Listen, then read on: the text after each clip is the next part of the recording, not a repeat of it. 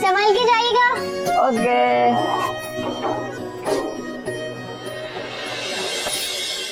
चलो बच्चियों उठ जाओ, बाबा ने कहा है कि आज मैं तुम दोनों को घरदारी सिखाऊंगी। क्या सीखेंगे हम? घरदारी। ये किस बला का नाम है? आपने तो कभी तारुफ नहीं करवाया। मुझे इस बला के अलावा ना और भी बहुत सारी बलाओं के नाम आते, जैसे कि समझदारी, किफायतशारी वगैरह वगैरह।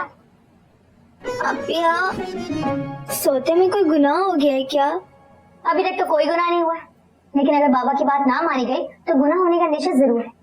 और ये कोई सिलाई का टांका या फिर हिसाब का फॉर्मूला नहीं है जो एक दिन में सीख जाओगे। सर खपाना पड़ता है।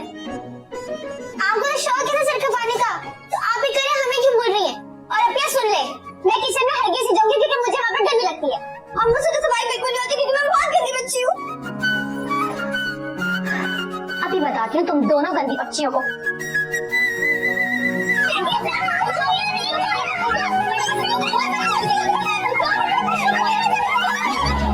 हाँ, मैं शसन का दिमाग खराब हो गया है। मेरी कॉन्सेंट के बगैर वो कैसे अनाउंस कर सकता है बोनस? इर्द गिर्द की किसी फैक्ट्री ने बोनस अनाउंस नहीं किया, फिर मैं कैसे दूं बोनस? वकार अली, ये रामी शसन ने क्या किया? मेरी एब्सेंस में बोनस अनाउंस कर दिया। जी सर। अभी 1 नहीं 2 नहीं 4 साल का। जी जी सर। किसने किसने ये रिकमेंडेशंस की थी और उसके दिमाग में किसने ये बात डाली? पता नहीं सर, उन्हीं को पता होगा। डिसीजन तो रामेश बाबा ही ने लिया। दिमाग खराब हो गया रामेश का, पागल हो गया वो। उसे अपने बाप का नहीं, उसकी मेहनत की कमाई हुई दौलत का नहीं, उसकी जागीर का नहीं, बल्कि इन 2 टके के मजदूरों के हकूक का ख्याल है।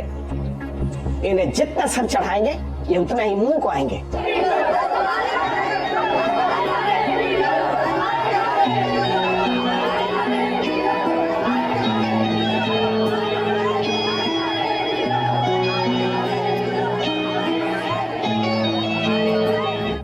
रमेश, इधर आओ, बैठो। तुमसे जरूरी बात करनी है मुझे। बात तो मुझे भी आपसे बहुत जरूरी करनी है।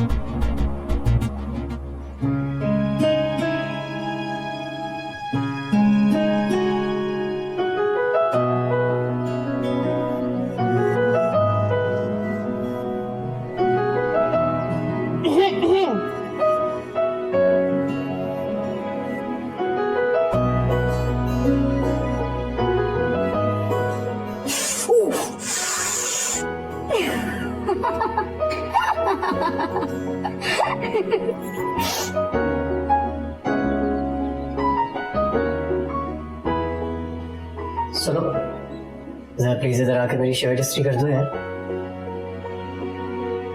तस्वीर तो साफ साफ आ रही है, आपको आवाज नहीं आ रही क्या?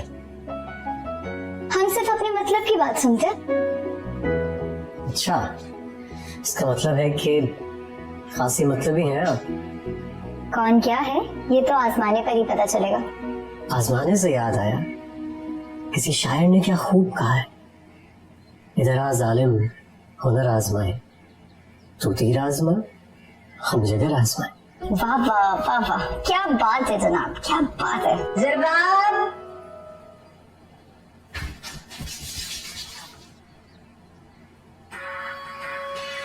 अस्सलाम वालेकुम खाला। वालेकुम अस्सलाम। तुम कब आई? बस अभी अभी आई खाला। सोबिया तैयार हो गई है, प्रैक्टिकल के लिए जाना है, देर हो रही है। सोबिया तो आरिफ के साथ जाएगी बाइक पर बैठकर। तुम क्यों इंतजार कर रही हो? तुम जाओ। आरिफ के साथ? लेकिन शराफत खाला, उससे तो मेरे साथ जाना था ना। अगर वो आरिफ के साथ जाएगी तो मैं कैसे जाऊंगी? ये हमारा मसला नहीं है बीबी। अपने अब्बा से कहो तुम्हें खुद छोड़ा करें। लड़कियों को पढ़ाना बड़ी जिम्मेदारी का काम होता है, कोई आसान काम नहीं है। तुम्हारे अब्बा तो रोज लेकर जाते हैं जुमला उछाल कर कि सोबिया के साथ चली जाना। तुम आ गई, चले? रिक्शा करके जाओगी आज फिर? जी। क्या जी अम्मी, मेरे पास इतने पैसे नहीं है कि रोज रोज किराए भरती हूँ रिक्शा टैक्सियों के। आरिफ उस तरफ जाता है तुम्हें छोड़ देगा।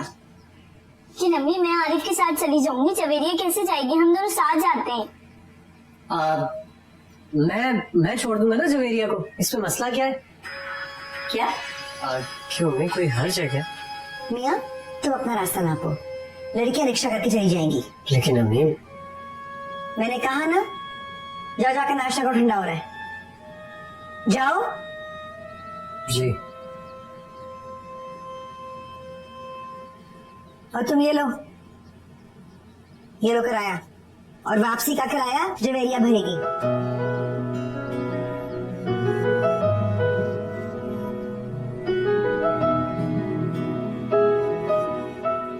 और लड़की बात सुनो, अपने अब्बा से कहो कि तुम्हें लेने और छोड़ने की जिम्मेदारी खुद उठाएं। रोजाना हमारी बच्ची को ले जाती हो तुम रिक्शा और टैक्सी में धक्के खाने के लिए। अब जाओ। ठीक, खुदाफिज खाला। हाँ खुदाफिज। रोज इतने पैसे खर्च हो जाते, बचते कुछ नहीं अपने पल्ले। उनको समझ में ही नहीं आता है, उड़ा देती है बड़े मजे से। ये क्या करने आई थी?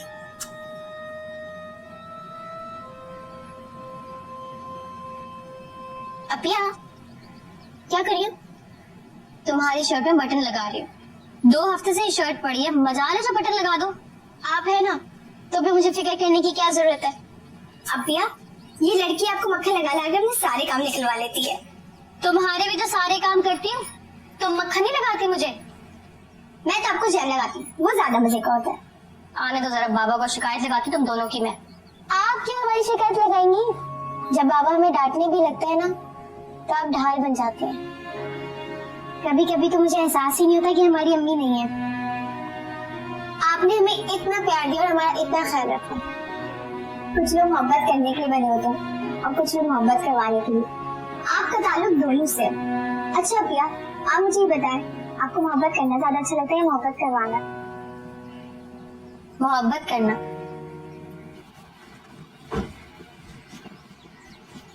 क्या हुआ चाचा, बाइक परेशान कर रही है क्या?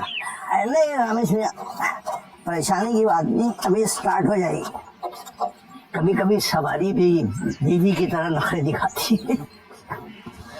आप रहने दें से, मैं आपको घर ड्रॉप कर देता हूँ। किसी को कह दूंगा कि बाइक आपके घर पे पहुंचा दे। नहीं, आपका बहुत शुक्रिया रमेश भैया, ये तो रोज का मामूल है, रोज का काम है, आप परेशान ना हो। लेकिन चाचा कहाँ धूप में खड़े रहेंगे आप? आपका बीपी वैसे हाई रहता है, तो ज्यादा खासा कोई प्रॉब्लम ना हो जाए। अरे आपको देखते हैं तो सब कुछ नॉर्मल हो जाता है रमेश भैया, यहाँ तक कि ब्लड प्रेशर भी। ये देखिए, ये भी नॉर्मल हो गई।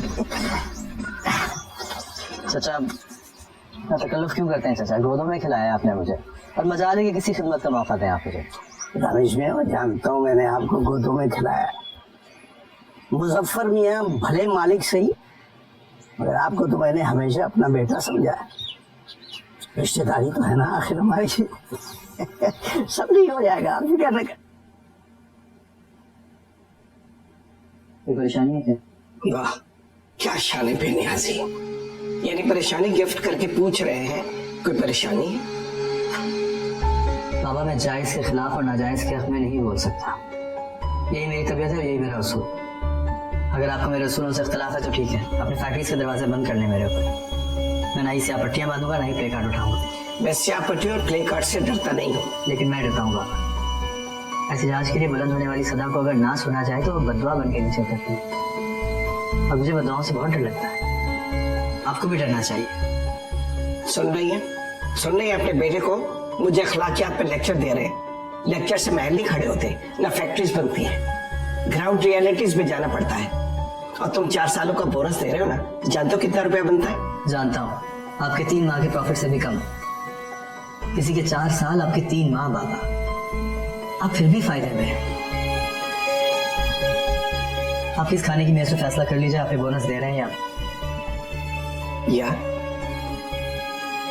आप फैक्ट्री से रिजाइन कर दूंगा।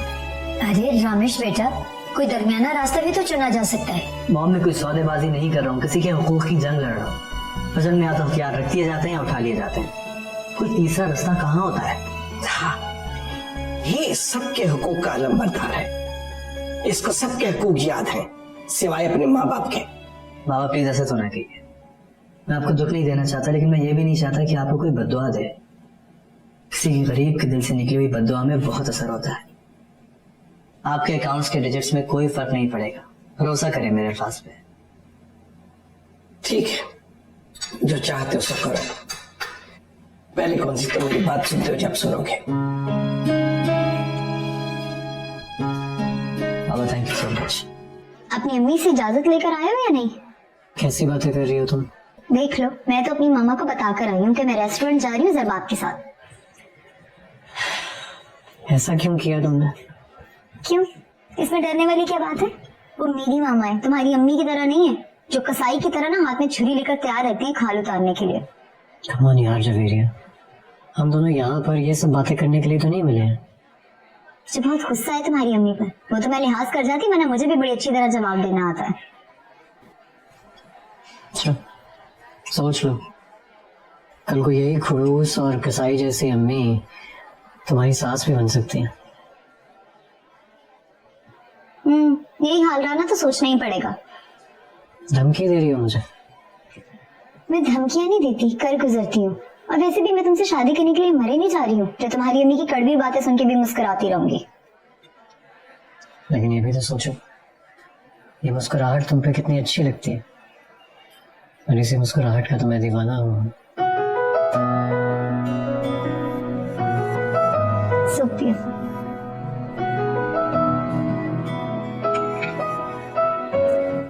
अम्मी वो रोज रोज कब आती है? वो तो कभी कभार आती है। मुझे उसका कभी कभार आना भी खलता है।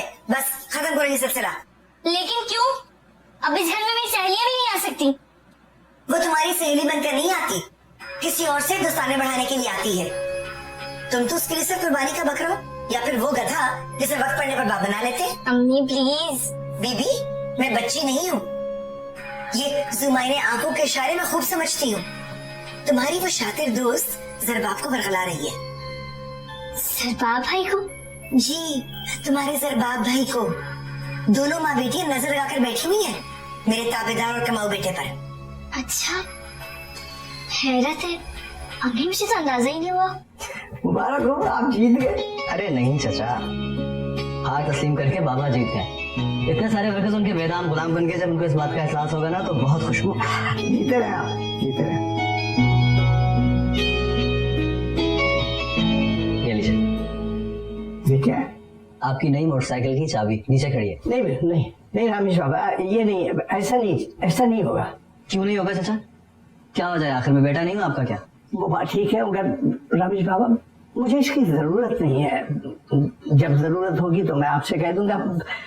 आप मुझे शर्मिंदा न करें, मेरी आपसे दरखास्त। चचा, अब आप मुझे शर्मिंदा कर रहे हैं क्या?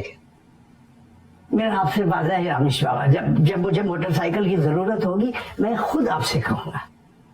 चलिए, जैसे आपकी मर्जी, लेकिन अगर आप रख लेते ना तो मुझे बहुत खुशी होती।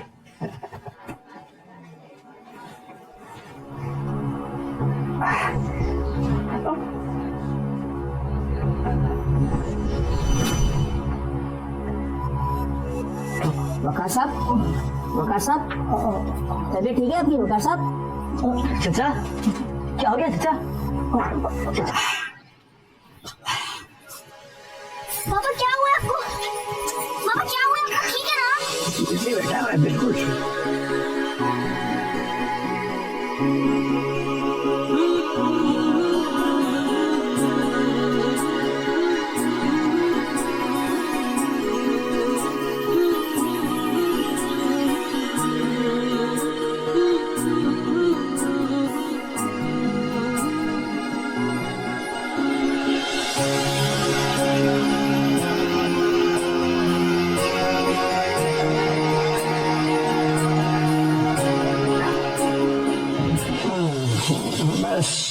बस मैं ठीक हूँ, परेशान होने की जरूरत नहीं है। नहीं वकार चचा, अब आप इतने भी ठीक नहीं है। और अगर ये बच्चियां आपके पास बैठ के थोड़ी सी खुशी महसूस कर रही हैं चचा, तो आप इनकी खुशी क्यों छीनना चाह रहे हैं इनसे? आप रमेश भाई है ना? जी हाँ, मैं ही आपका रमेश भाई।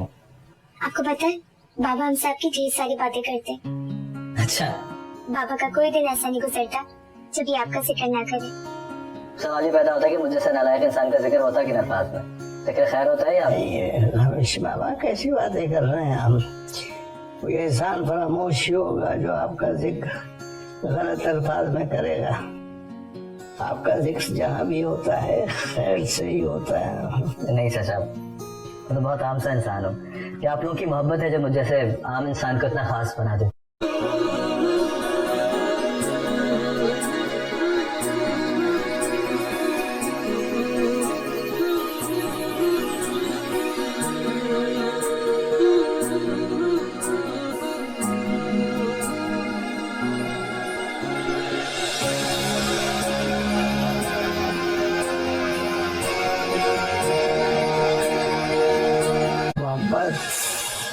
किसी के लिए तो नहीं होती ना, ये तो एक खास जज्बा है जो खास लोगों के लिए होता है।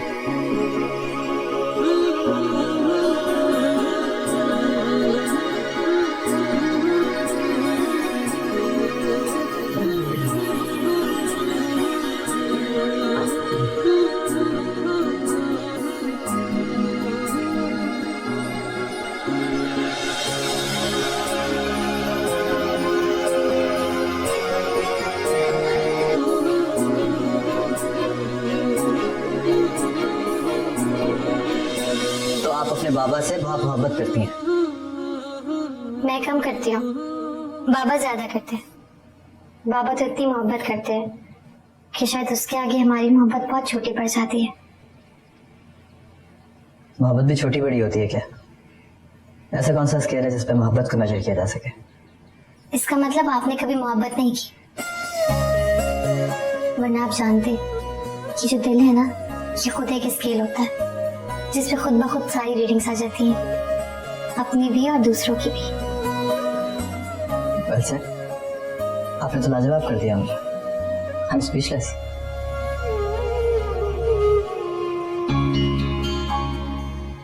आई think I should take a move. चलता हूं। जी, अच्छे लोग ऐसे मौके पे कहते हैं कि फिर आइएगा। मैं जानती हूँ बाबा मुझसे कहीं ज्यादा अच्छे, उन्होंने आपसे ऐसा जरूर कहा होगा। कौन? आपने मुझे फिर लाजवाब कर दिया, फिर से स्पीचलेस। चलिए मैं चलता हूँ, बहुत खुशी हुई आपसे मिलकर। अल्लाह हाफिज। रामेश भाई फिर आइएगा।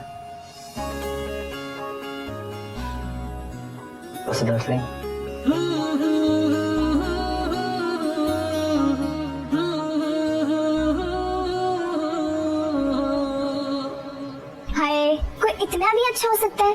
क्या पर्सनैलिटी थी, क्या अंदाज, इतने हसीन, इतने हंसमुख, लगता ही नहीं कि वो इतनी सारी फैक्ट्रीज के मालिक हैं। तुम उनकी किस चीज से मुतासिर हो? उनकी पर्सनैलिटी से या फिर उनकी दौलत से? दोनों से, और दोनों चीजें मुतासिर करने वाली थी। मेरा ऐसा कोई ख्याल नहीं। बाबा कहते हैं इंसान की कीमत का अंदाजा तराजू से नहीं किया जाता। अब दिया, आप तो कभी कभी बोरिंग किताबों वाली बातें करती हैं। तो ये तो अच्छी बात है ना, मैं बाबा की अच्छी बेटी हूँ। आपका मतलब है कि मैं उन्हें यहाँ बहुत बुरी। वैसे हम रामेश भाई के बारे में बातें कर रहे थे अभी। वैसे आज उन्होंने हमारे बाबा के लिए किया ना, उन्हें हॉस्पिटल लेकर गए, वहां से वापस लेकर आए। मैं शायद सारी जिंदगी उनकी आसान मंत रहूंगी। या शायद उनकी जगह कोई और भी होता तो ऐसे ही कुछ करता। सारे अच्छे इंसान ऐसे ही कुछ करते हैं। लेकिन अब तुम लोग अगर ये चाहते हो कि मैं बैठ के इनकी तारीफें करूं, उनकी पर्सनालिटी को डिस्कस करूं, तो मैं ऐसा कुछ नहीं करने वाली। अच्छा सुनो, तुम प्लीज बाबा के पास जाके बैठो, वो अकेले होंगे। मुझे आजकल उनकी बहुत फिक्र रहती है। उनकी इस तरह कभी हालत नहीं देखी ना। अपिया, हमारे बाबा को कुछ नहीं होगा, लेकिन अल्लाह पाक को पता है कि हमें हमारे बाबा के साथ की और उनके प्यार की कितनी जरूरत है। तो उन्हें कभी कुछ नहीं होने देंगे। कुछ नहीं होगा। चलो जाके बाबा के पास हो जाती है।